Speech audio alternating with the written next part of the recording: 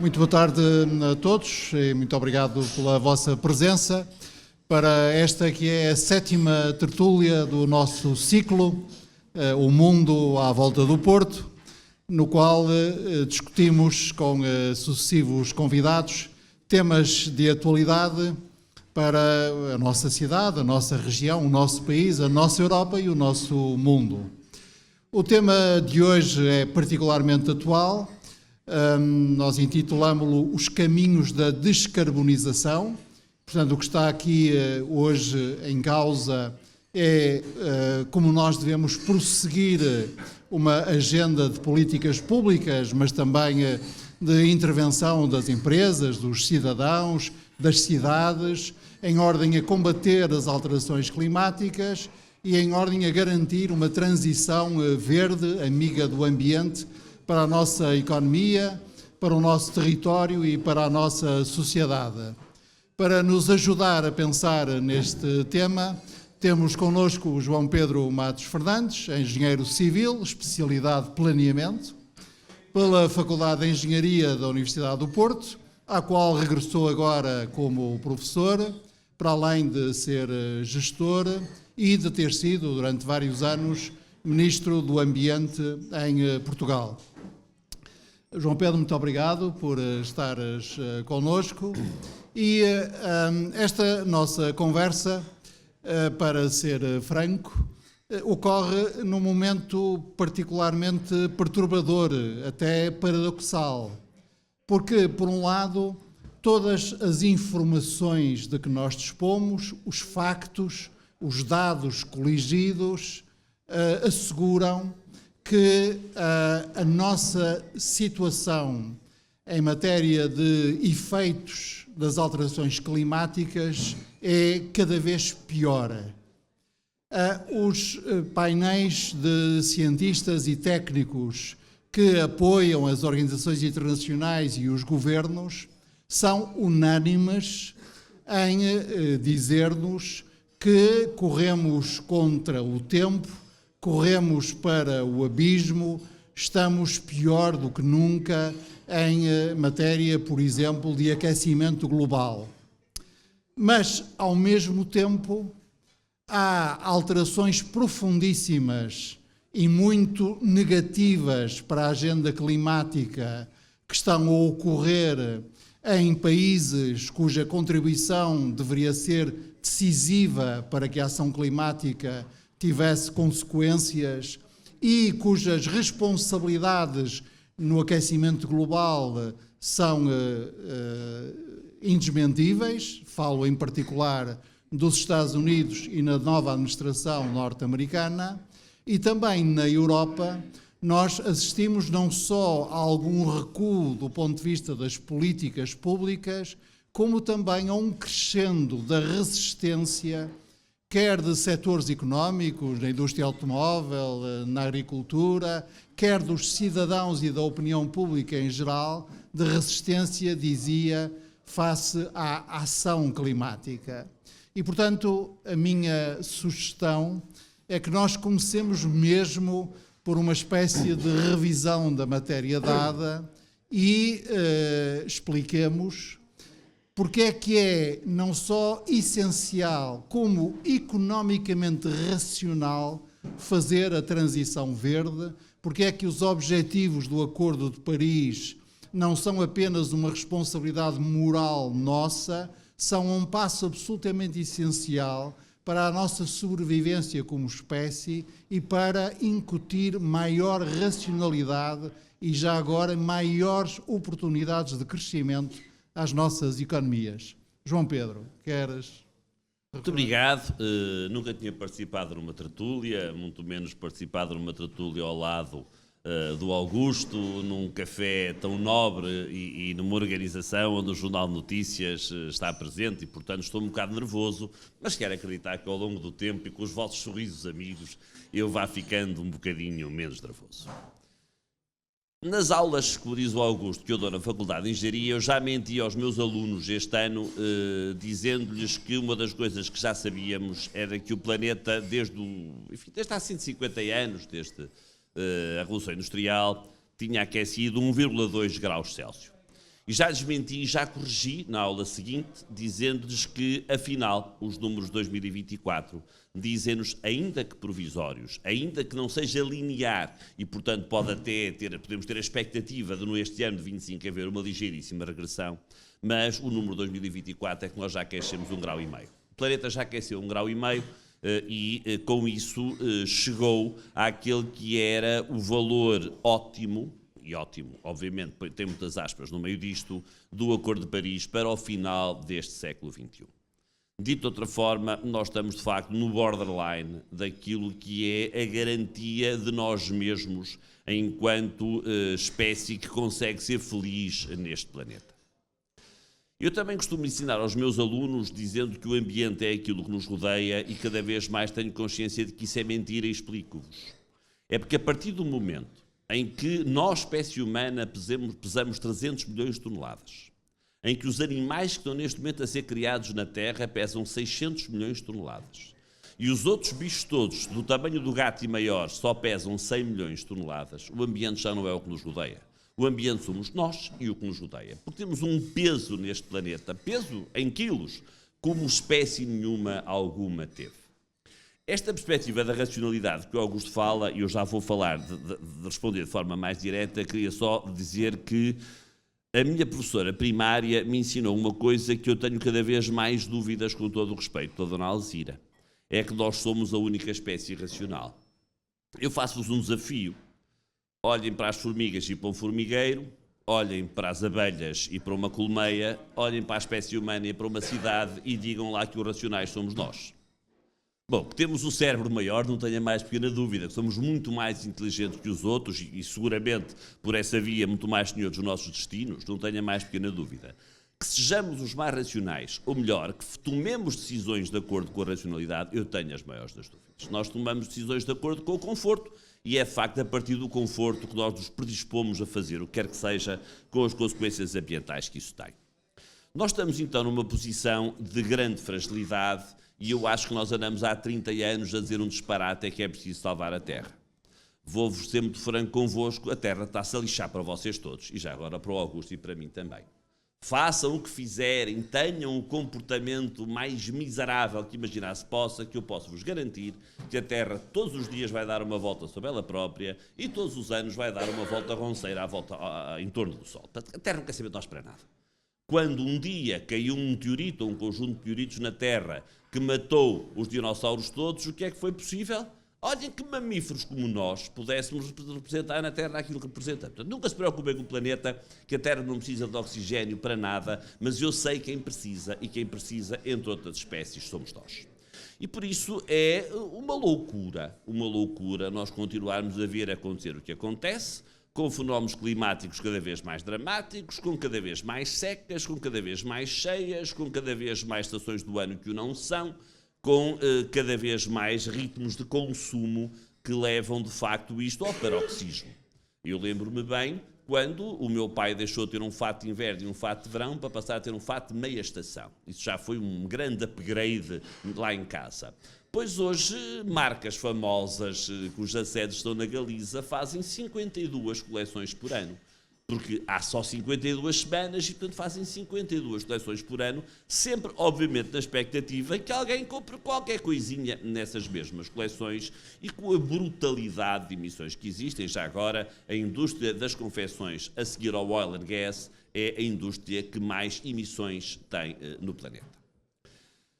Do ponto de vista económico, para países como Portugal, a transição energética e a aposta nas fontes renováveis tem evidentes ganhos económicos. Evidentes ganhos económicos. Nós somos um país que tem a sorte de ter água, ainda que menos, sol e vento para gerar 100% da eletricidade que consumimos. Temos mesmo essas condições. E, portanto, é um absurdo continuar a fazer aquilo que ainda fazemos muito, que é continuar a comprar energia, sendo que a compra dessa energia é o fator que mais desequilibra a nossa balança comercial. Milhares de milhões de euros gastos em cada ano a comprar aquilo que afinal pode perfeitamente ser gerado cá. Sou a favor da mais aberta das economias. Agora, sinto que é um absurdo nós estarmos a adquirir o que não é renovável, quando podemos, sem adquirir, usar o que é renovável e que é completamente nosso, como seja a água que corre dos nossos rios e, muito particularmente, o sol e o vento, que não têm nada que concorra na sua utilização. A água tem, mas não seja ao consumo humano, mas, de facto, o sol e o vento não têm.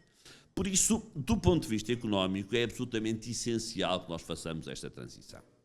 Nós, em Portugal, precisamente por causa da incorporação das renováveis, que já ultrapassa os 63%, só há 3 países na Europa, a saber, a Suécia, a Dinamarca e a Áustria, não necessariamente por essa ordem, que têm mais renováveis do que nós temos, mas é um facto que se nós temos a 5ª eletricidade mais barata na Europa para a indústria, e cerca de metade do preço da média da União Europeia, isso acontece porque utilizamos fontes renováveis.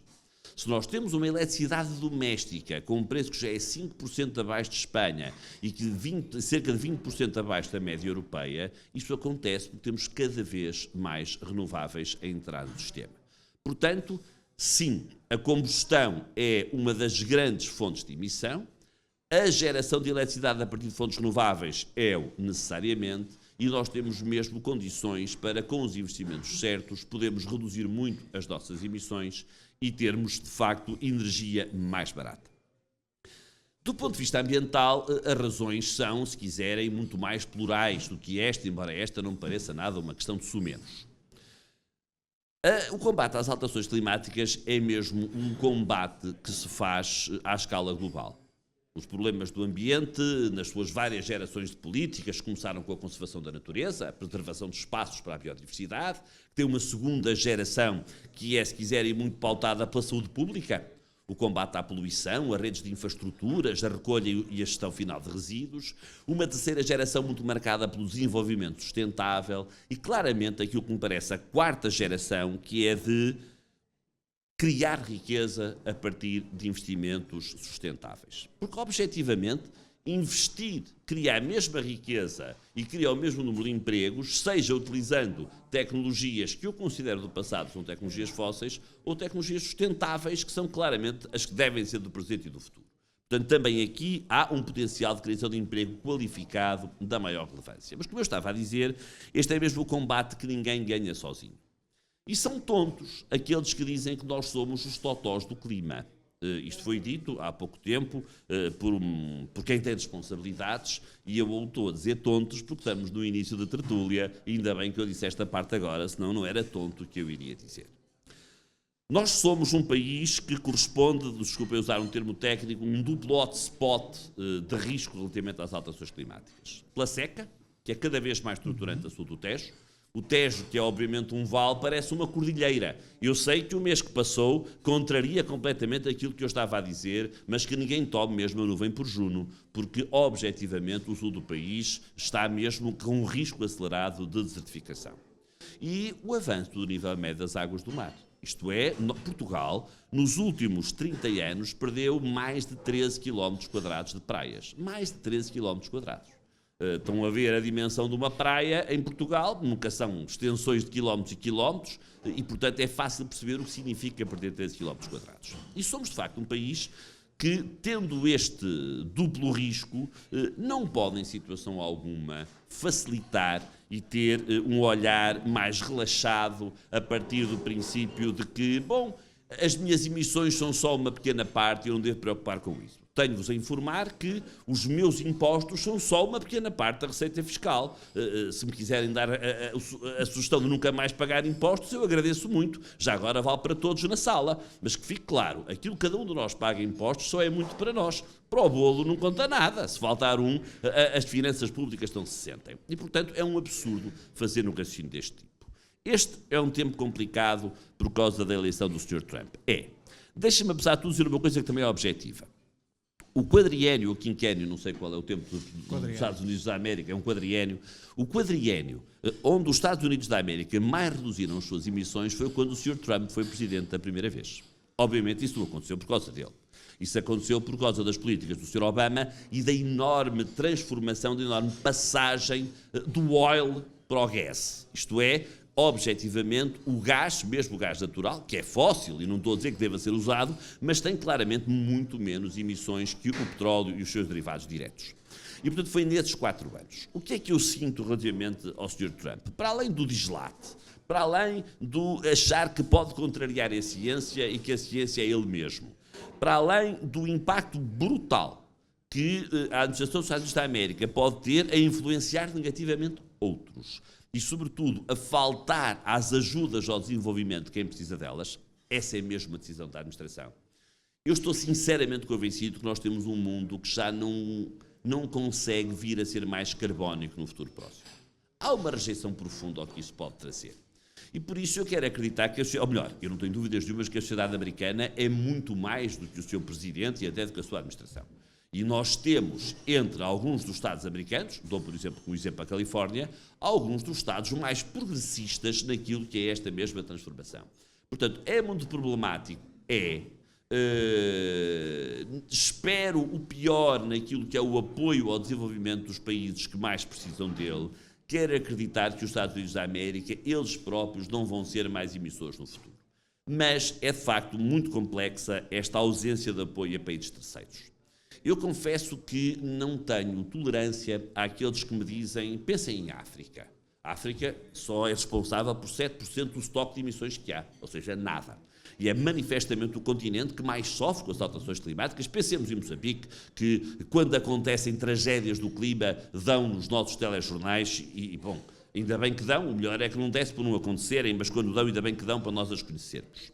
E aquilo que eu digo é isto, podem esses países, porque têm de facto aqui um atraso, chamemos-lhe assim, no desenvolvimento e num certo complexo colonial de só produzirem matérias-primas e não produtos acabados, têm esses países direito a emitir mais? A minha resposta sincera é não, não têm. Não têm porque ninguém tem. O que esses países têm é direito a ser apoiados em processos de desenvolvimento que os conduzam aos níveis de conforto os melhores possíveis, não consigo dizer quais possam ser, sem ter emissões. E aí o apoio, de facto, das multilaterais e o apoio de países como os Estados Unidos da América é vital e eu temo que falte, ou melhor, vai obviamente faltar e isso é muito preocupante para todos. Reparo que a tua avaliação no que diz respeito à capacidade da sociedade e da economia americana acompanhar o processo de descarbonização é fundada numa expectativa positiva. E no que diz respeito à Europa, preocupam-te estas ameaças, por exemplo, de que depois de os agricultores encherem as ruas de Bruxelas e da França em oposição à agenda verde, o próximo setor seja o da indústria automóvel? A Europa tem sido e é o campeão do clima, ou a campeã do clima.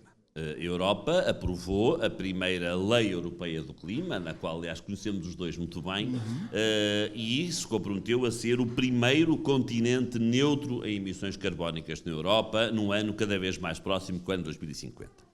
E a Europa, que perdeu completamente a liderança naquilo que é o outro grande driver da transformação da economia, que é a tecnologia, somos de facto uns caloiros, ficamos completamente para trás, seremos burros se não associarmos ao discurso político, à lei que existe, àquilo que é o Pacto Europeu do Clima, que não deixa de ser um projeto político, não é mais que um projeto político, mas relevantíssimo, exatamente com esta perspectiva, que é investam no que é sustentável, que o investimento é igual, o rendimento no mínimo é o mesmo, vão criar outro tipo de empregos mais qualificados e vão contribuir para o bem-estar de todos.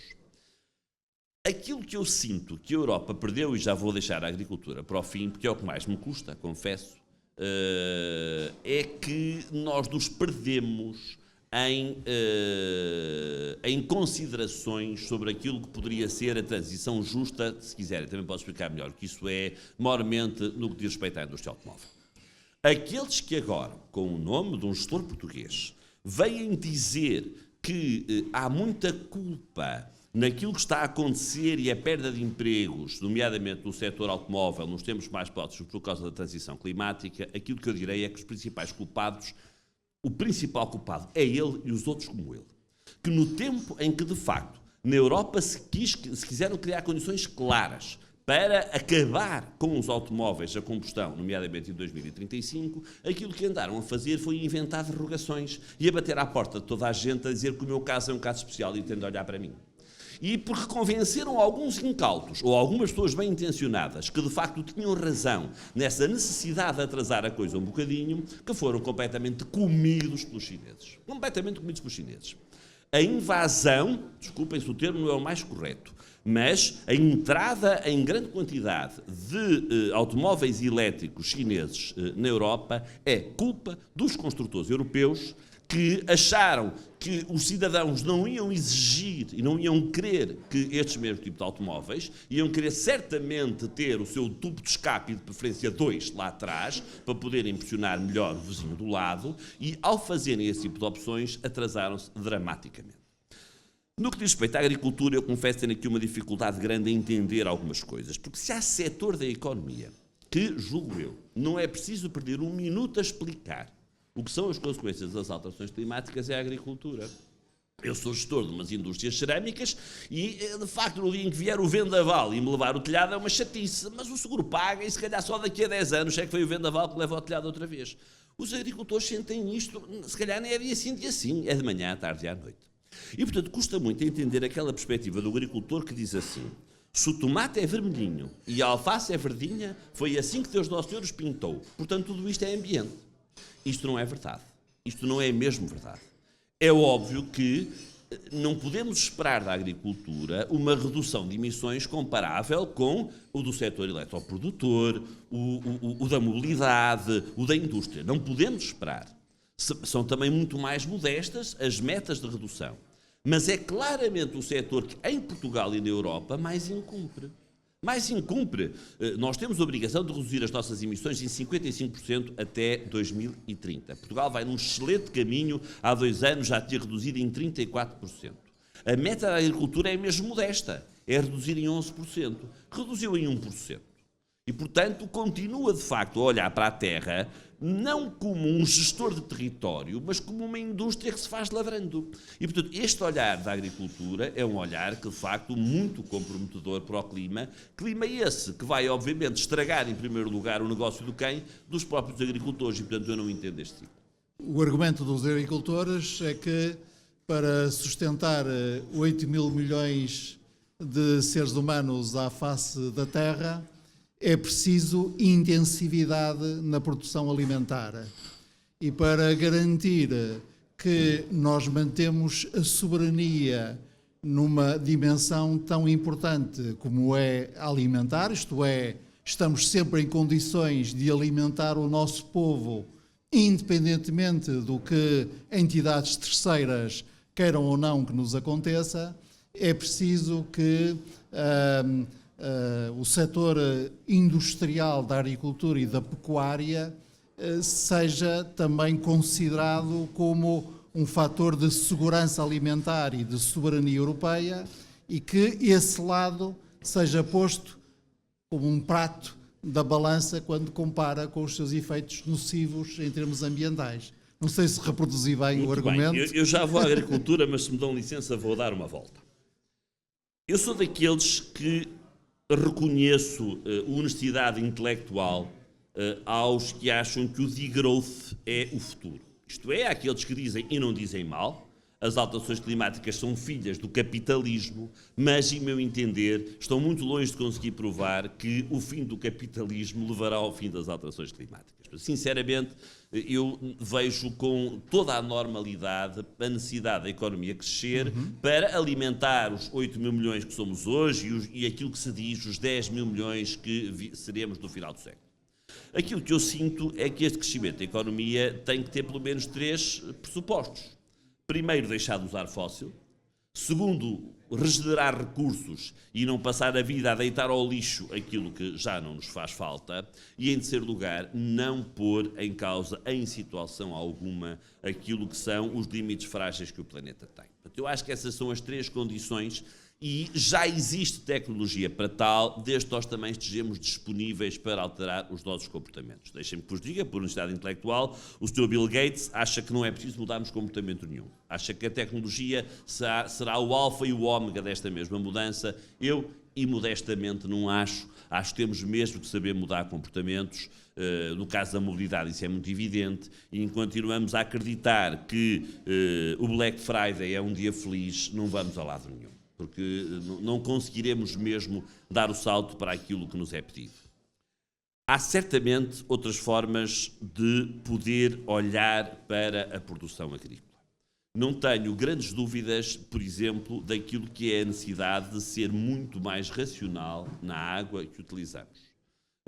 Os jornais, como o Jornal de Notícias, às vezes fazem capa, e muito bem, dizendo que nas redes urbanas em Portugal se perde 30% da água que é captada e tratada.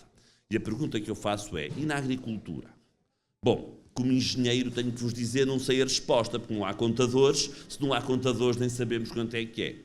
Mas mentir-vos-ia se tivesse alguma expectativa de dizer que é menos de 50%. É mais, certamente. E, portanto, temos que ser aqui muito mais objetivos e muito mais racionais daquilo que fazemos e reduzir muitíssimo mais o desperdício. E o desperdício alimentar tem mesmo que ser muito mais reduzido. E temos, sobretudo, que ter cadeias de produção muitíssimo mais curtas daquelas que temos. Eu, quando vêm coisas como a Covid, vamos ficar todos bem, era o que dizíamos no fim, vamos fazer as coisas de forma diferente, já ninguém faz nada de forma diferente. Quando veio o Covid, descobrimos todos que 100% do paracetamol vinha da Índia. Não, e ficamos todos, caramba, por muito respeito que temos pela Índia, é um país fantástico, mas é uma fragilidade enorme. E hoje, mudou alguma coisa? Não, não mudou nada. Portanto, nós continuamos a ter estas cadeias logísticas espreguiçadas até mais não. Também no setor alimentar, eu quando vou a um restaurante e pergunto se tem fruta, respondem-me sempre que sim, não é? Tem ananás, manga e papaya, ou seja, 3 frutas que não se fazem cá. 3 frutas não se fazem cá, isto é invariável, é invariável. E, portanto, essa mudança tem de ser feita, sendo que, repito, não tenho dúvidas nenhumas que, se temos mais gente para alimentar, temos, obviamente, que, pelo menos, produzir o mesmo, porque acredito que, se calhar, com esta produção conseguimos fazer. Ok. A situação portuguesa é, em termos de comparação europeia, bastante boa. Nós fomos, aliás, o primeiro país a comprometer-se com a neutralidade carbónica em 2050, na Conferência de Marrakech, através do nosso Primeiro-Ministro e do nosso Ministro do Ambiente, que por acaso é um fulano que tu conheces bem, exatamente, é engenheiro e do Porto. Fomos também dos mais exigentes nas nossas próprias metas nacionais e, mais importante que tudo isso, temos tido até agora, e nada faz duvidar que continuemos nesse caminho, temos tido até agora dos melhores desempenhos europeus em matéria de cumprimento das metas, desde logo as metas para 2030, as metas intermédias. Esta avaliação sumária que eu fiz continua correta, não tenho... Continua correta, continua absolutamente correta. De facto, nós seremos sempre aquele que foi o primeiro país no mundo que disse vamos ser neutros em carbono em 2050. Não seremos certamente o primeiro país do mundo a ser neutro em carbono em 2050. É que na Islândia, se eles quiserem, em 3 meses fazem isso. Mas ser neutros em carbono, já agora o que é que quer dizer ser neutro em carbono? Não quer dizer emissões zero. Sim. Ser neutro em carbono quer dizer que o volume de emissões que temos é igual à capacidade sumidouro de CO2 que temos. O sumidouro é uma daquelas primeiras palavras que ouvimos falar naquilo que agora se chama ambiente, na altura nem se chamava ambiente, é a fotossíntese, não é mais do que a fotossíntese.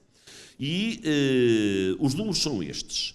Em 2015, que foi o ano em que começamos o roteiro para a neutralidade carbónica, foi 2018, mas 2015 foi o ano zero do início da conta para a neutralidade carbónica. Nós tínhamos 68 megatoneladas de emissões de CO2 e 9 megatoneladas de capacidade de sumidor. 68 para 9.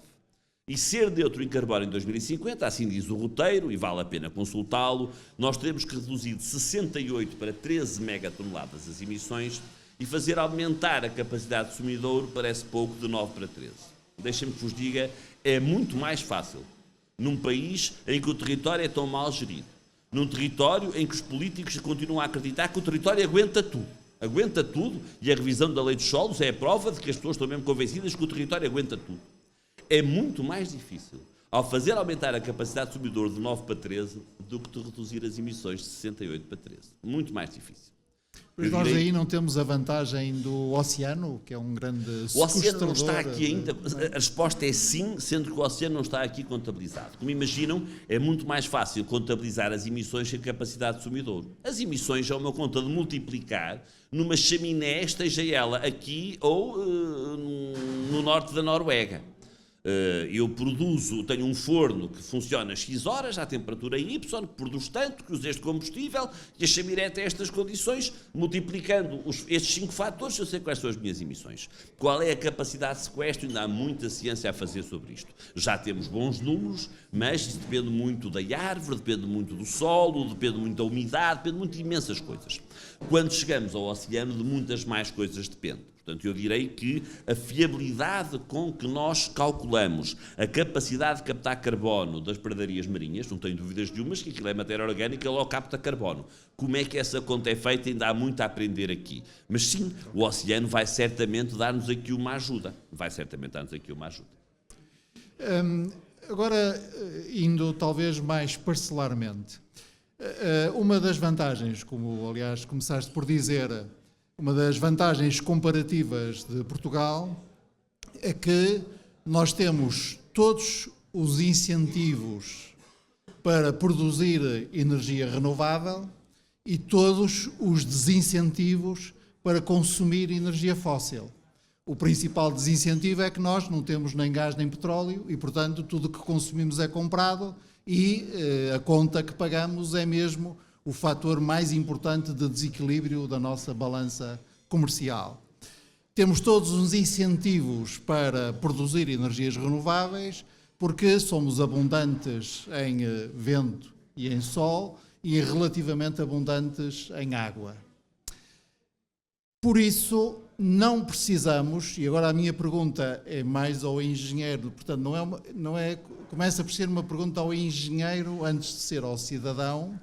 Não precisamos, para encontrar um mix energético limpo que nos permita dispensar o recurso a combustíveis fósseis, não precisamos de meter um nuclear na conta. Ou precisamos? Em Portugal, não. Vamos lá ver, o nuclear tem emissões zero, tanto que alguma coisa tem emissões zero, mas se calhar o sol e o vento também têm umas emissões marginais, portanto o nuclear não tem emissões carbónicas, isso é claro. Num país como Portugal não faz qualquer falta. Eu direi que a racionalidade de uma central nuclear em Portugal deve ser mais ou menos que a de fazer um TGV nas Berlengas, não tem ponta mesmo para onde se lhe pega. Isto não quer dizer que não haja um conjunto de economias onde, para haver emissões zero, porque são economias com uma grande intensividade de uso, nomeadamente associada à indústria, o nuclear não faça falta. Eu imagino que os alemães, se soubessem o que vinha aí, não tomavam a decisão que tomaram de acabar com o nuclear depois de Fukushima. E, portanto, eu não consigo imaginar que possam ser neutros em carbono países como a China, como a Índia, se não tiverem nuclear. O nuclear é uma energia limpa? Não é. Mas que é uma energia sem emissões carbónicas? É um facto. Repito, em Portugal não faz sentido. E já agora, a energia nuclear, o nuclear só gera eletricidade, como sabem, não é? Só, a partir do nuclear só conseguimos ter eletricidade e, portanto, continuava a faltar um conjunto de outras utilizações. Mas o nuclear é barato quando as centrais estão completamente amortizadas. Porque na Finlândia começaram a fazer uma central nuclear há 14 anos que deram por inaugurada, mas afinal não está bem a funcionar, só funciona um bocadinho.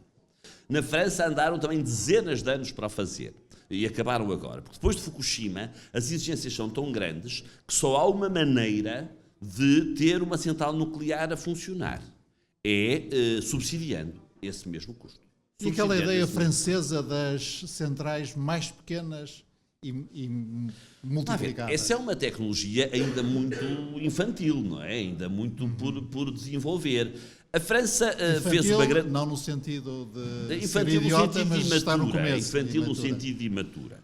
Vamos lá ver. A França tem, de facto, um carinho infinito pelo seu potencial nuclear. Com isso atrasou-se imenso nas renováveis, e com isso aquilo que tem é uma eletricidade muito mais cara que Portugal. Uma eletricidade muito mais cara que Portugal, menos cara que a Alemanha, mas muito mais cara que Portugal. Eu direi que o nosso modelo é um modelo em que nós não só conseguimos produzir toda a eletricidade que queremos a partir de fontes renováveis, como, objetivamente, produzimos mais do que aquela que necessitamos. E isto, pelo menos pela parte que me toca, quando eu tinha essa responsabilidade política, era absolutamente consciente e intencional. Eu explico. A Península Ibérica, que aliás tem um só mercado elétrico, Portugal e Espanha, é de facto uma ilha energética. Aparentemente isto é um problema. Ser uma ilha não costuma ser bom numa economia tão interligada. Ser uma ilha energética foi muito bom durante o início da guerra, porque conseguimos, exatamente por ser uma ilha energética, ter condições especiais para poder mexer e criar condições de preços no nosso mercado sem afetar o comum do mercado europeu. Mas aquilo que eu sinto da guerra na Ucrânia. Exatamente, a guerra na Ucrânia. Aquilo que eu sinto é isto.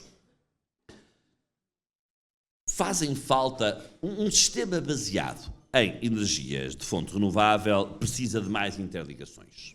Ele não é, não sei se esta palavra existe em português, mas toda a gente diz despachável, isto é, despachável quer dizer eu carrego num botão e tenho logo a eletricidade ao meu dispor. Se for durante a noite, obviamente não posso fazer isso com o solar, se for num dia sem vento não consigo fazer isso com o eólico, e com o carvão e o gás eu consigo fazer isso sempre. Já agora com a energia hídrica também consigo. E precisamente por ser menos despachável, nós temos de ter mais interligações para nos defendermos melhor. O Sr. Macron o Sr. Macron, sendo um grande defensor do nuclear, está sempre a pôr um problema nos Pirineus, acha que atravessar os Pirineus com cabos elétricos é um problema ambiental gravíssimo. Mas eu, sinceramente, não tenho nenhuma expectativa de que venha depois do Sr. Macron seja melhor que ele, deste ponto de vista. E, portanto, nós somos e seremos uma ilha energética. O que é que isto quer dizer? Vamos gerar mais do que precisamos e, portanto, devíamos vender eletrões. Eletrões esses que não têm rede para poder ser vendidos. Mas muito melhor do que vender eletrões, com muito mais valor acrescentado do que vender eletrões, é vender serviços e produtos industriais produzidos com energia verde. Sim, se nós tivermos um excesso e não conseguimos colocar no centro da Europa, nós vamos conseguir duas coisas. Ter eletricidade mais barata que o comum da Europa, porque a nossa base é a renovável. E mais do que isso, vamos conseguir atrair investimentos industriais e de serviços que nos poderão procurar, e alguns já nos procuram, por ter essa mesma energia verde a melhor preço. Portanto, estás-te a referir àquelas coisas que às vezes se dizem assim: a captação de grandes centros de dados é, em primeiro lugar, uma questão de aproveitamento da nossa vantagem energética, porque eles são muito consumidores em energia e também nos procuram por causa disso. Sim, mesmo essa uma das razões por que nos procuram. Também nos procuram porque temos um fuso horário que não é o fuso horário da Europa Central e, portanto, o custo da computação vai sendo, de hora a hora, vai rodando à volta do mundo. Dizem-me que o sítio ideal para fazer um centro de dados, com todos os outros problemas, mas desse ponto de vista, são os Açores, porque de facto temos aqui uma passagem da nossa costa para a costa leste americana em que não existe grande capacidade de computação. Há alguma na Islândia, que é mais ou menos o fuso horário, se calhar é mesmo o fuso horário dos Açores, mas não tenho a mais pequena dúvida que é esta possibilidade de gerarmos eletrões verdes mais baratos que faz com que os grandes consumidores nos procurem. Já agora dizer uma coisa, porque no nosso tempo, se assim posso dizer, dizíamos muito e muitos dizíamos que o grande driver, os dois grandes drivers, os dois vetores de transformação da economia são a transição energética e a transição digital. E dissemos isto sempre com o I. E este I é cada vez mais, para mim, uma interrogação. Quando eu vejo que a Microsoft considera reabrir uma central nuclear apenas para abastecer os computadores da inteligência artificial da própria Microsoft, eu fico muito assustado. A cloud que todos usamos consome tanta eletricidade como o Japão, um país onde moram 300 milhões de habitantes. E, portanto, a digitalização é, de facto, um lobo a consumir recursos e a consumir eletricidade. E eu tenho muito receio do que daqui possa resultar, não em países como Portugal, mas à escala mundial. Às vezes tenho aquela vaga sensação da anedota do senhor que vai ao médico e que o médico pergunta-lhe quais são os hábitos alimentares e ele diz que bebe uma garrafa de whisky por dia. E o médico diz que aquilo não é grande solução e que é bom que pense em fazer de outra forma. Ele vai passar 3 meses e diz: doutor, estou muito melhor. Sim, estou. Eu agora bebo 2 garrafas de whisky por dia, mas também bebo um sumo de laranja. E o receio que eu tenho é que, de facto, este consumo brutal que resulta da digitalização faça com que nós passemos mesmo da garrafa de whisky para as 2 garrafas por dia e que nos contentemos com o sumo de laranja, que não são mais do que renováveis. Portanto, o que estás a sugerir é que não faltará muito tempo em que teremos que pensar em alternativa, ou queremos fazer a transição verde e temos que desintensificar a transição digital, ou continuamos com o problema... O digital é essencial para a própria transição verde. A digitalização dos sistemas, mais ainda de sistemas, como já expliquei, mais complexos, que são sistemas que provêm dos renováveis, tem que ser cada vez mais digitais naquilo que é a sua gestão. Agora, é ver, não sei a marca, este produto de inteligência artificial chinesa e compará-lo com os produtos americanos. Os americanos, quando desenvolveram os seus produtos de inteligência artificial, desculpem dizer assim, borrifaram-se na intensidade energética desses mesmos produtos. Os chineses foram muito mais rigorosos aqui e conseguiram construir um sistema que aparentemente faz o mesmo, consumindo muito menos energia. E é claramente esta preocupação que nós temos. Tudo começa, de facto, dos engenheiros. Tudo começa com os engenheiros, no sentido em que os engenheiros têm que ter sempre esta consciência de que, ponto 1, não podem pôr no mercado rigorosamente nada sem ser uma perspectiva de ciclo de vida do próprio produto, isto é, o que é que vai acontecer a esta coisa tão útil que eu tenho na mão quando eu deixar de a usar. Do ponto de vista dos materiais, não falamos disso, nós já falamos muito de eficiência energética, de eficiência material, não falamos nada. E o mesmo do lado do consumo energético. Nós temos mesmo que ter essa preocupação desde o primeiro dia, também naquilo que é a arquitetura dos nossos sistemas de informação. Essa dos engenheiros lembrou-me o seguinte: eu, outro dia fui falar a uma sessão da Ordem dos Engenheiros e ofereceram-me um saco de pano. E o saco tinha escrito: onde há engenheiros, há futuro. O subtexto disto é: e onde não há, estão tramados, é só passado. Portanto, eu fiquei acantonado no passado, mas os engenheiros estão no futuro. Portanto, presumo que aquele problema da engenharia, que era o armazenamento, portanto, a tal despachabilidade das energias renováveis, está hoje mais mitigado. Mas está longe de ser resolvido. Mas ainda não há uma solução da engenharia para isso. Está longe de ser isso. resolvido. Eu digo sempre aos meus alunos que terei o maior gosto que entre eles esteja aquele que vai inventar a bateria barata, porque de facto ainda falta inventá-la. Vamos lá ver. Sim, estamos melhor do que estávamos, sim, as coisas vão evoluir depressa, mas a grande bateria de renovável que nós temos em Portugal é mesmo a água das barragens. É a energia potencial da água nas barragens é que é a grande bateria que nós temos. É possível reservar energia em excesso no hidrogênio e depois eu voltar a ser eletricidade? É, mas o rendimento é de 40%. Por cada 100 megawatts que eu produza, que transforma hidrogênio verde e que voltam à rede, dos 100 que eu produzi só voltam 40. Quero acreditar que daqui a 5 anos já direi que voltam 45 ou até 50. As baterias funcionam, mas só funcionam em 2, 3 horas. Portanto, as baterias são sobretudo importantes para, sem querer ser muito técnico, para os serviços de sistema e para poder fazer com que quem gera eletricidade a partir de parques solares poder reservá-la para vender em horas em que ela é mais cara e com isso ganhar algum dinheiro. Portanto, gerá-la durante o dia em que ela é barata, não é? E depois guardá-la para esta hora, a que a Flor Bela chamava dos mágicos cansaços, e vendê-la no final da tarde a melhor preço. A bateria não faz mais do que isso, não dá para guardar 2 para amanhã. Não dá para guardar 2 para amanhã. Portanto, há ainda muito a evoluir aqui e o Sr. Bill Gates tem alguma razão, não é toda. A tecnologia desempenha aqui um papel importante. E agora, eu presumo, deduzo desta nossa primeira metade da conversa, que este ex-ministro do Ambiente não se comove mesmo nada com a contestação por parte de organizações ambientalistas do que eles chamam a invasão intrusiva do Alentejo pelas centrais de energia solar e a invasão intrusiva das montanhas do Norte pelas eólicas. Falo disso com muito gosto e com, se me permitem, com sentido de responsabilidade. Deixem-me dar-vos 2 números para saber de que é que estamos a falar.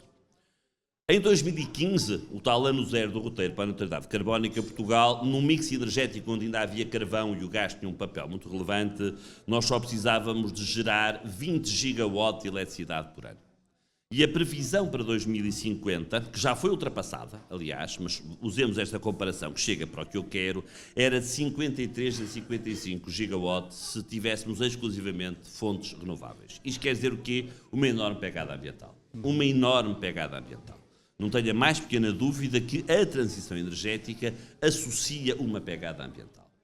É também uma patetice dizer que se vai atapetar o país. Estamos a falar de 0,5% do solo, 1,5% do Alentejo, se a fonte fosse toda solar para gerar a eletricidade que consumimos. Deixem-me que vos diga que há coisas que são factuais. A central a carvão de Sines produzia 1,5 gigawatt e ocupava, vou citar de cor, 100 hectares. Se calhar até menos, 70, 80 hectares. Eu, para produzir 1 gigawatt solar, preciso de 1.200 hectares. Preciso de 10, 12 vezes mais. Eu não gostava de viver ao lado de 1.200 hectares de painéis solares. De todo. E acho que nenhum de nós gostaria. E, portanto, cada caso tem de ser um caso. Cada caso tem de ser um caso. Existem condições para que isso possa acontecer em Portugal? Existem. Temos solos suficientemente pobres onde essas solar farm, como se diz, possam acontecer? Sim, mas sempre avaliadas caso a caso. Vamos lá ver. Nós temos, isto não é nada uma especificidade portuguesa. Mas como é que está desenhada a nossa rede? A nossa rede liga os grandes centros produtores aos grandes centros consumidores. Quais eram, há 10 anos atrás, os grandes centros produtores de eletricidade em Portugal? As barragens do Douro, a central a carvão de Sines, a central a carvão do Pego Abrantes. E, portanto, a rede era muito no litoral, porque depois onde é que estava o consumo? No litoral e no Algarve. E onde é que nós temos uma maior capacidade de geração, por exemplo, de solar? Objetivamente, quase que vou dizer assim, é onde não há rede. É no norte, é onde no norte do Algarve, é no Alentejo, é na Raia até à Beira Baixa. É óbvio que não há rede, é maneira de dizer. Mas é onde a rede é muito mais frágil. Portanto, o grande estrangulamento que nós temos é mesmo um estrangulamento da rede. Deixem-me que vos diga que isto não é nada uma especialidade portuguesa. Em Espanha é igual, na Alemanha é igual, em França é igual, nos Estados Unidos é ainda mais dramático. Nós precisamos de muito mais rede. E já agora, essa rede também traz um impacto ambiental. Agora, qual é a nossa causa? Eu acho que a causa das causas é mesmo o combate às alterações climáticas. Isso pode fazer reduzindo a biodiversidade? Nunca, nunca. Porque, olhem, as zoonoses como o Covid serão muito mais banais no dia em que nós atacarmos a nossa própria biodiversidade que existe. E, portanto, cada caso tem de ser um caso, ouçam. O poeta Machado, que a esquerda gosta muito, falava em amarrar o arado a uma estrela. Eu adorava amarrar o painel solar a uma estrela, mas de facto não dá. Aliás, se desse, no Porto, usando a linguagem do Porto, fazíamos simplesmente uma baixada da estrela até cá abaixo e tínhamos eletricidade para todos, não é? Mas não existe, isso não existe e, portanto, temos mesmo que ter os painéis solares num sítio qualquer, que seja no local em que impacta menos, mas, repito, estamos muito longe, como alguém diz, de atapetar o país. E já agora, é assim, nós temos 19 gigawatt de capacidade de geração a partir de fontes renováveis, que se dividem mais ou menos assim, 9 na água, muito estável até há 2 anos atrás, 3 anos atrás, cresceu com a entrada da cascata do Tâmega, temos cerca de entre 5,8 no eólico, quase não evoluiu. Tínhamos 5 há 10 anos, 5,8 agora, e tínhamos 0,4 giga há 10 anos de solar, e hoje temos 4 giga, multiplicamos por 10. E neste multiplicar por 10 é bom que saiba o seguinte, é que este multiplicar por 10 é mais ou menos assim, 60 em parques solares e 40% em autoconsumo. Ou seja, as coisas nos telhados das casas. Dos telhados, e sobretudo nos telhados das indústrias e dos grandes armazéns de logística. Portanto, há um crescimento enorme aí. Mas, e continuará certamente a haver, embora também, sinceramente, eu moro ali ao lado dos Clérigos, e olhar para o Porto e ver os telhados do Porto, todos cobertos de painéis solares, também não há a ser grande vista. Portanto, acho que vamos encontrar aqui um equilíbrio. É preciso melhorar a nossa sensibilidade estética, pensar na ode triunfal do Álvaro de Campos e começar a celebrar, em vez das claraboias, os painéis solares. Tudo se consegue. Bom, se podemos ficar orgulhosos e até vaidosos do nosso desempenho no cumprimento dos objetivos relativos à transição energética e à incorporação de energias renováveis na eletricidade que consumimos, já a situação é muito diferente quanto à nossa capacidade de reduzir consumos, reciclar produtos, reduzir desperdício e por aí. Ou isto que eu Nós digo é não falso? vamos ser neutros em carbono se nos focarmos só na energia. A energia tem cerca de 55% das emissões, a produção e o consumo 45% das emissões. E isso já há um decouple, um divórcio entre... Imaginem que isto é a linha de crescimento do PIB no mundo.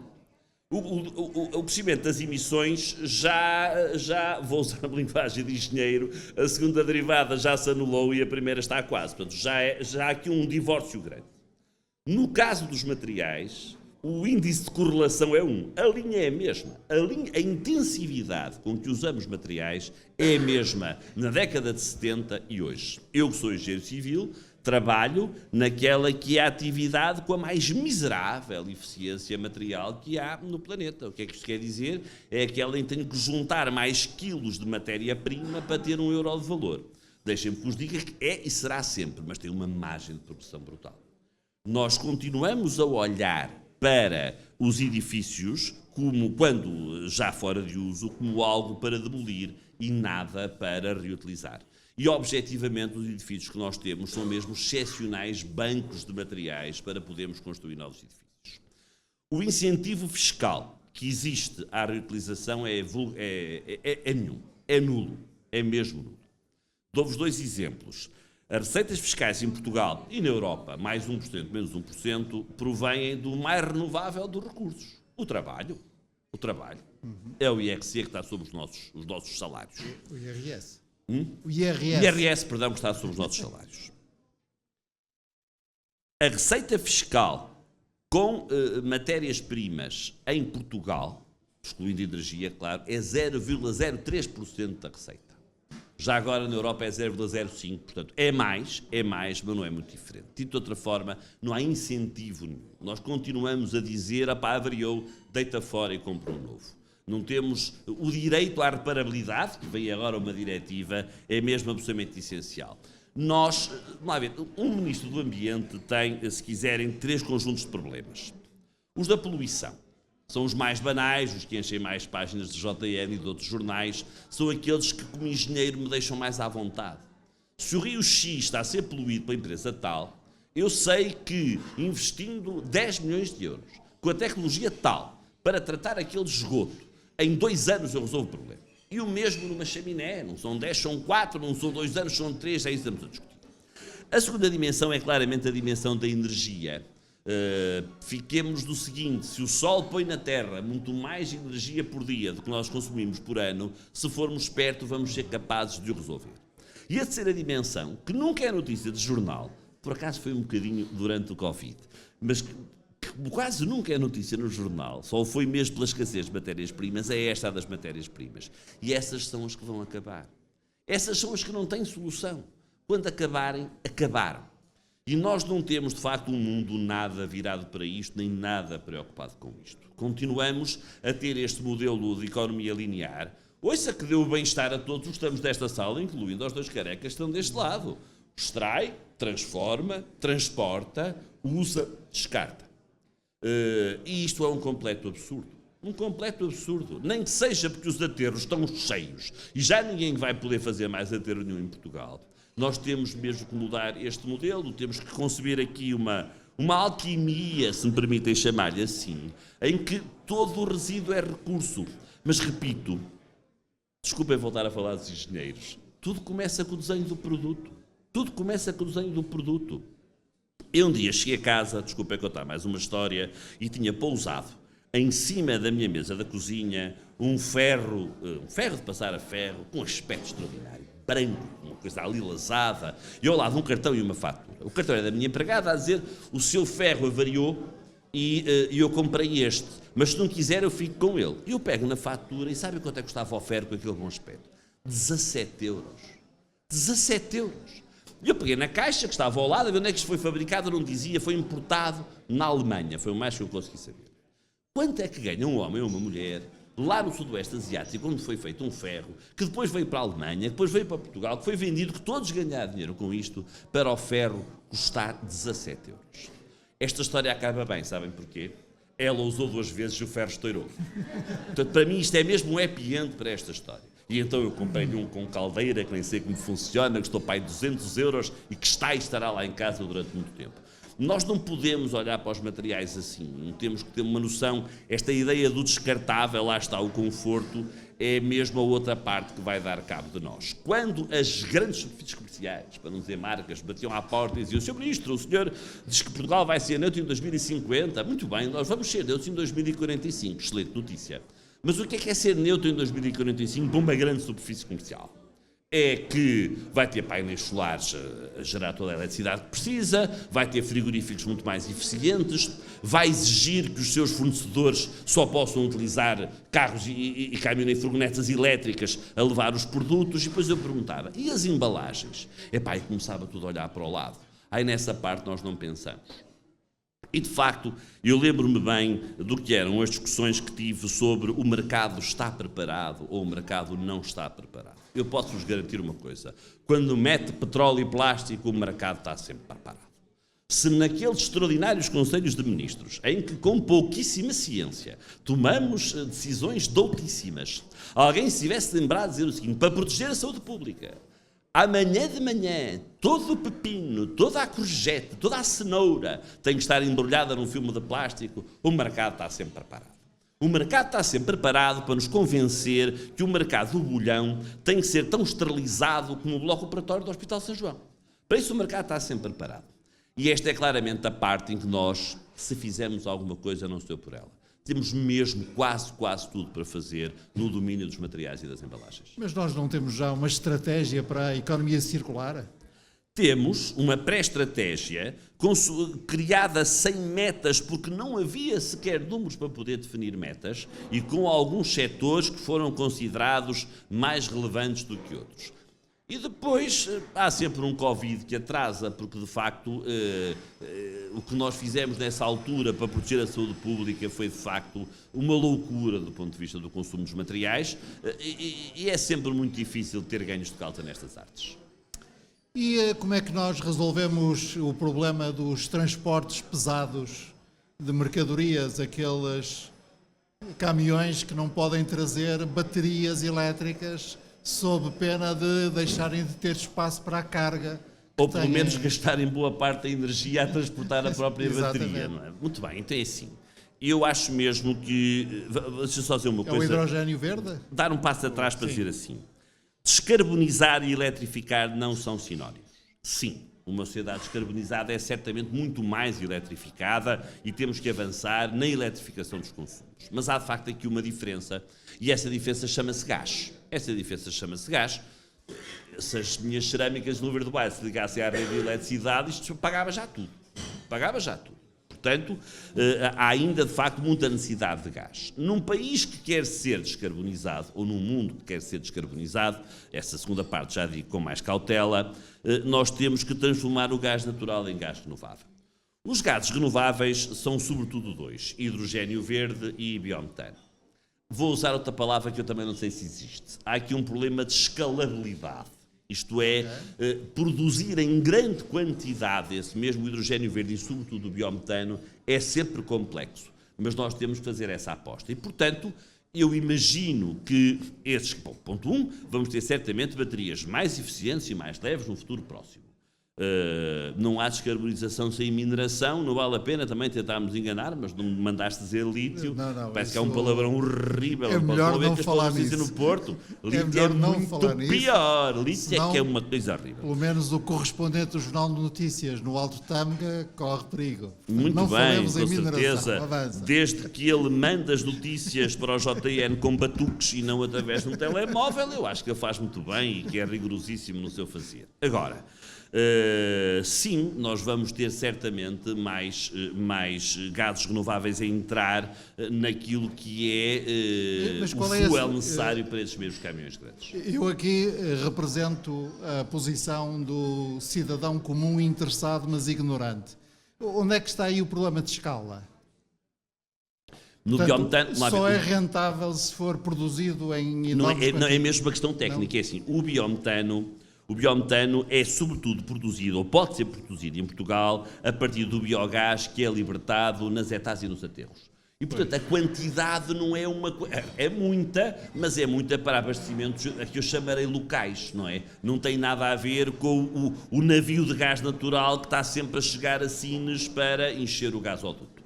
Obviamente que, já agora, o biometano tem uma característica química muito relevante. É que a substituição de gás natural por biometano não tem qualquer impacto.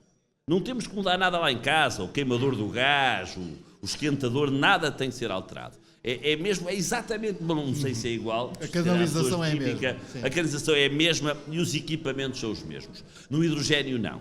O hidrogénio, há uma experiência já no técnico que levam aos 20%, mas dizem que não se pode substituir mais de 5, 6, 7% da rede normal. E será sempre, repito, mais difícil produzir em grande escala. Mas nós podemos antecipar o seguinte, que é satisfazer os consumos domésticos de energia integralmente com eletricidade e reservar o gás para o consumo industrial e dos transportes pesados. Sim. Isto é... Tá. Podemos sim, vamos lá ver, e é assim. E esse já é um bocadinho o nosso perfil. O gás que é consumido em Portugal, não sei o número, mas é cerca de 70%, 80% é consumido na indústria. Na Europa Central é completamente ao contrário. Não é? Na Europa Central o gás é sobretudo para o aquecimento doméstico. Mas sim, podemos fazê-lo. Vamos lá ver. E o gás natural continua... Porque o gás natural é o patinho feio disto tudo. Explico-me. Aqui há talvez 10, 15 anos, quando os STCP adquiriam e punham a funcionar um autocarro movido a gás natural, isso era escrito em parangonas e pelo menos o secretário de Estado vinha inaugurar. Hoje em dia nós pusemos o gás natural no mesmo sítio escuro, indesejável e infrequentável do petróleo. O gás natural é fóssil, não há forma de o Mas é discutir. limpo.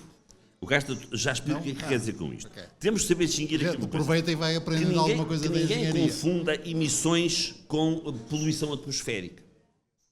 Do ponto de vista da poluição atmosférica, da qualidade do ar das cidades, um autocarro a gás natural é insuperavelmente melhor que um autocarro a diesel. Porque do ponto de vista da poluição, insuperavelmente melhor. Do ponto de vista das emissões, é só um bocadinho melhor. É só um bocadinho melhor. Mas claramente a passagem do diesel para o gás natural teve um grande impacto na qualidade do ar que respiramos. As emissões são as mesmas. Neste café, na rua mais poluída de Nova Delhi ou no meio do deserto do Saara, a concentração de CO2 é a mesma. A concentração de CO2 é a mesma. E, portanto, isso é que são as emissões que provocam alterações climáticas. E agora a pergunta que pode ter a resposta mais depressiva.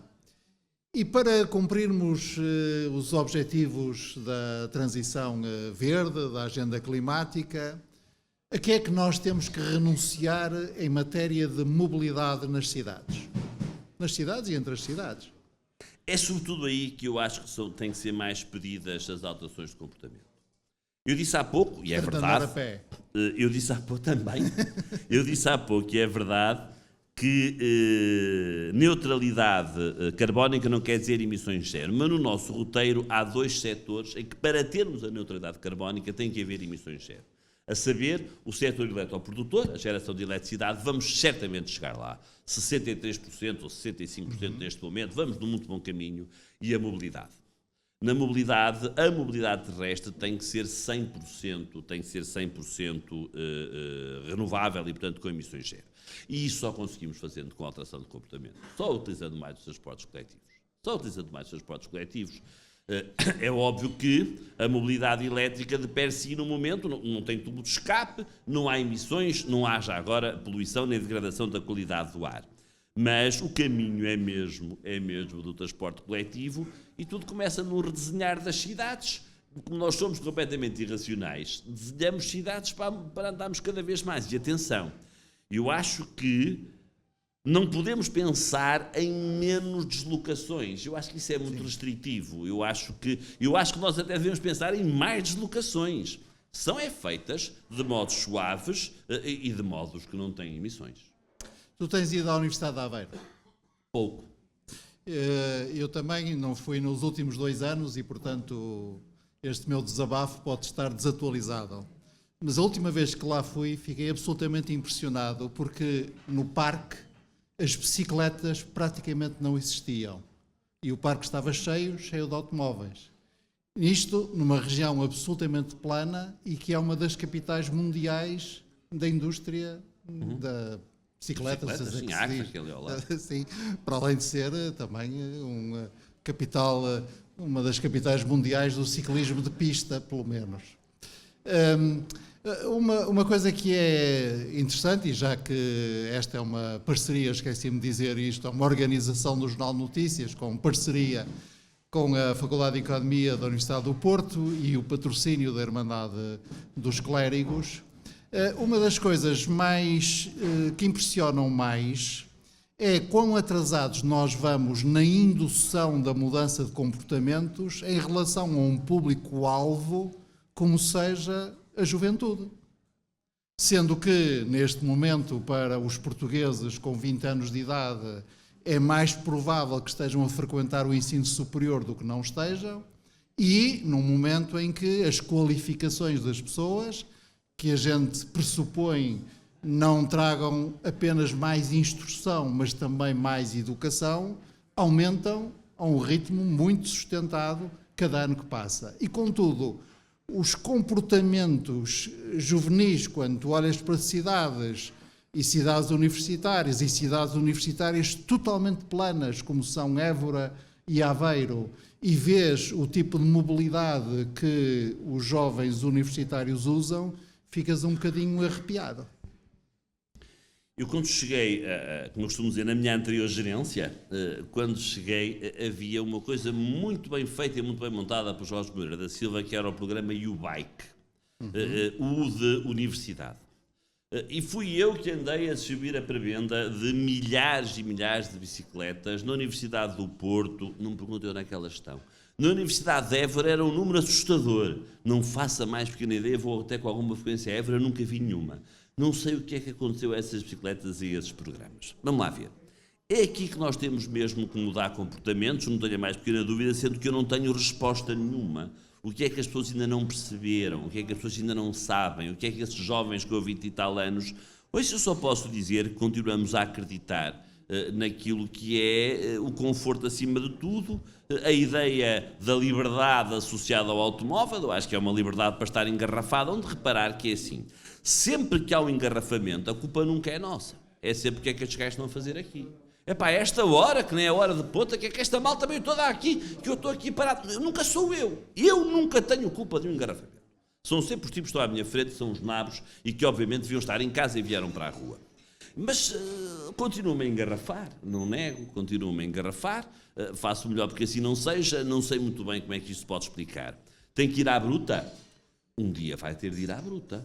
Um dia vai ter de ir à bruta. O ideal, como em tudo, é que não fosse à bruta, mas eu acho que um dia vai ter de ir à bruta, não há volta a dar. E nós temos mesmo que cada vez mais condicionar. Eu acho que isto só muda quando estiver tudo engarrafado a ver o metrobus a passar. Não é? E nós ali parados, os engenheiros aprendem a coordenação de semáforos, aquelas coisas que a minha mãe sabe o que é, a onda verde. Bom, temos que aprender a descoordenação de semáforos, ficar vermelho, encarnado, se houver algum lisboeta na sala, e de facto, com os transportes coletivos a passar. Eu não encontro outra forma. É ser muito mais custoso ir de carro, mais caro, mais lento. Eu parece que o mais caro não funciona, mas mais lento certamente. Há uma explicação possível para essa relutância das pessoas a alterar comportamentos, que é favorável ao prestígio dos engenheiros, que é a malta pensar, epá, um dia destes alguém vai resolver este assunto com uma revolução tecnológica qualquer, mas esse é o assunto como tem sido ao longo da história da humanidade. O da mobilidade é mesmo aquele que eu sinceramente não encontro forma da tecnologia resolver o problema. Temos que mudar de hábitos. Muito bem. Há sempre um momento de oportunidade para as pessoas que queiram colocar questões ou fazer comentários ou perguntas. Faça favor, há um microfone ambulante. E muito obrigado pela... Boa tarde. Obrigado por ouvir todo o discurso que referiu. Ser engenheiro... Eu tenho muita dificuldade em ouvir, sou muito surdo. Tá. Para o ser engenheiro Sim, Marcos sim. Fernandes, é o seguinte. Eu vou ao supermercado, exemplos pequeninos. Vou ao supermercado e compro um pêssego. E ao lado desse pêssego, num saco de plástico fininho, ponho 2 peras, mais, por exemplo, 3 bananas e vou a pesar num saquinho desses. Pronto. Há muita gente leva um pêssego, um saquinho, uma banana ou 2, outro saquinho e por aí fora, isto replicando a milhares. Um exemplo. Eu já estou nessa onda. Outra onda. A nível de leis de licenciamento de construção civil. Eu noto que nós, para respirarmos e andarmos sem doença respiratória, sem armas, sem isso e aquilo, precisamos de oxigênio. E o oxigênio aqui no Porto, nos arredores, especialmente, está-se a construir tudo sem logradouro. O que é que eu considero por logradouro? Por cada prédio de 5, 6, 7 andares, haver um logradouro, ou seja, um espaço para pinheiros, eucaliptos e carvalhos. Depois, outro prédio de 6, 7 andares. Nós tínhamos mais saúde, era saúde pública. A lei do licenciamento, que é que diz? Eu posso construir um de 7 andares, tenho aqui 10 metros para pôr carros e tenho a garagem por baixo para poluir, etc, etc, árvores e nada, e não há logradouro.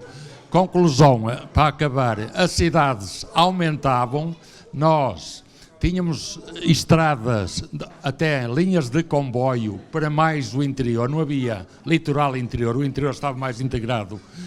As cidades aumentavam, estou a falar as partes novas, tínhamos muitas vias para andar, havia bus, por exemplo, bus 100 metros, depois não há bus, depois 200 metros de bus. O público não se impõe ao condutor que vai num carro, ou seja, 50 pessoas que vão num autocarro não têm direito nenhum sobre uma pessoa que vai num carro.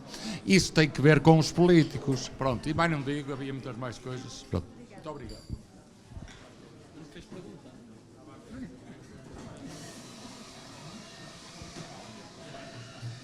Posso? Os sacos de plástico, eu deixei ficar uma norma que depois foi adiada, e depois foi adiada, e depois foi adiada.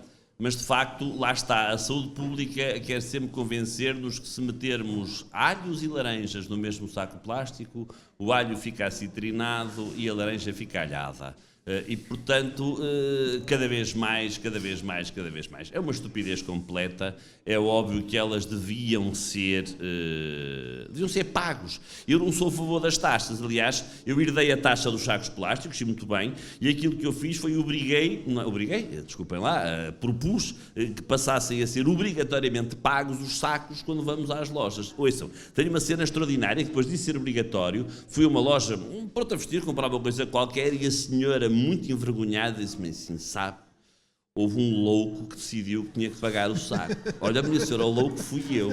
E ela ficou, não queria acreditar, eu pago o saco e como tu, mas foi assim, houve um louco. Vejam lá qual é a perspectiva que as pessoas têm, não é? Só um louco é que manda fazer uma coisa destas. E, portanto, nestes sacos, que são todos eles single use, são todos eles usados só uma vez, mais uma razão para, obviamente, eles custarem dinheiro. Mas garanto-vos que o mercado diz: não estamos preparados, porque nunca estão preparados para haver menos petróleo.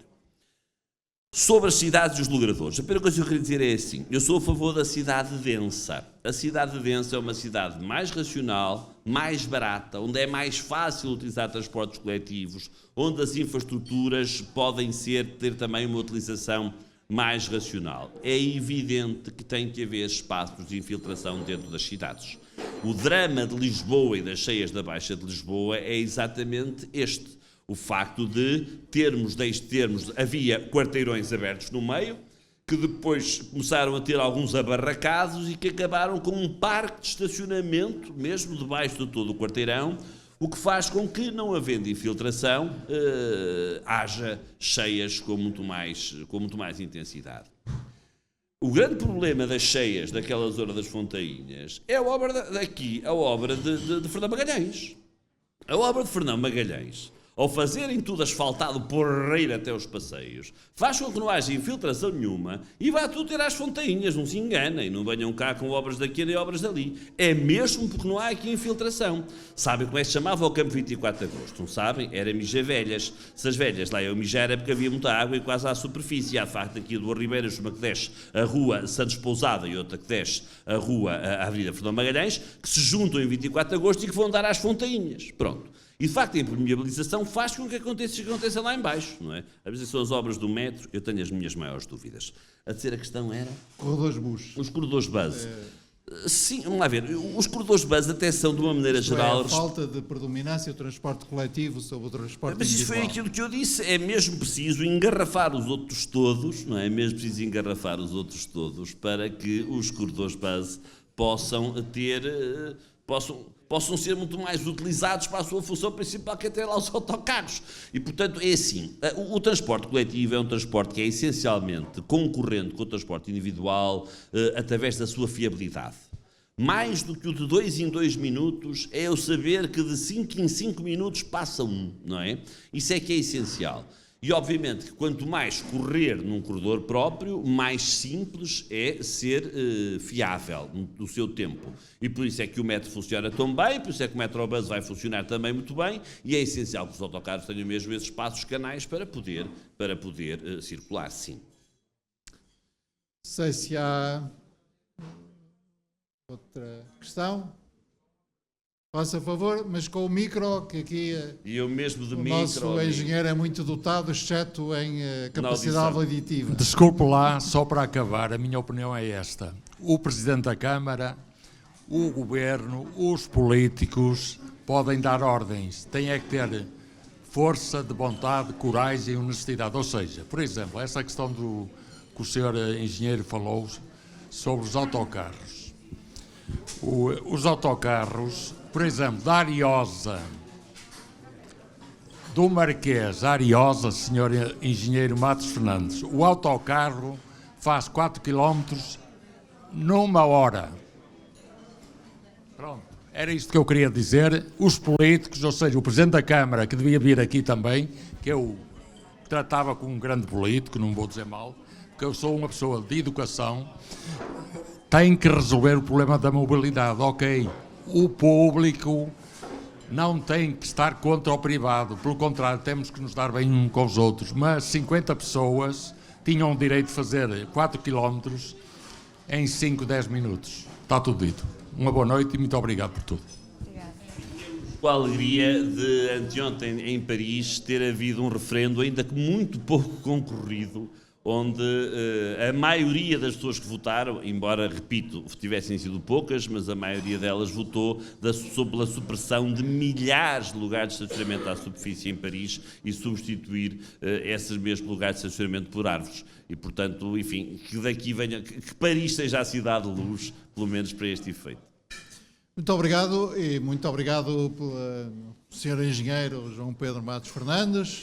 Julgo que foi, para além de tudo mais, uma conversa muito informativa e pudemos ficar bem atualizados em relação a esta questão tão importante, o combate às alterações climáticas, e demonstrar quão racional é o caminho da descarbonização.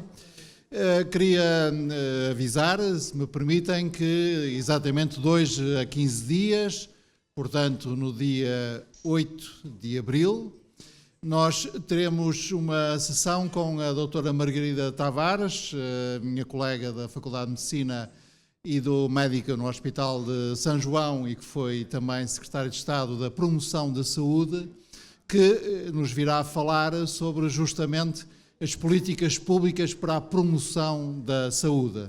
de hoje a 15 dias, neste mesmo local, exatamente à mesma hora. Muito obrigado a todos pela presença e muito boa noite.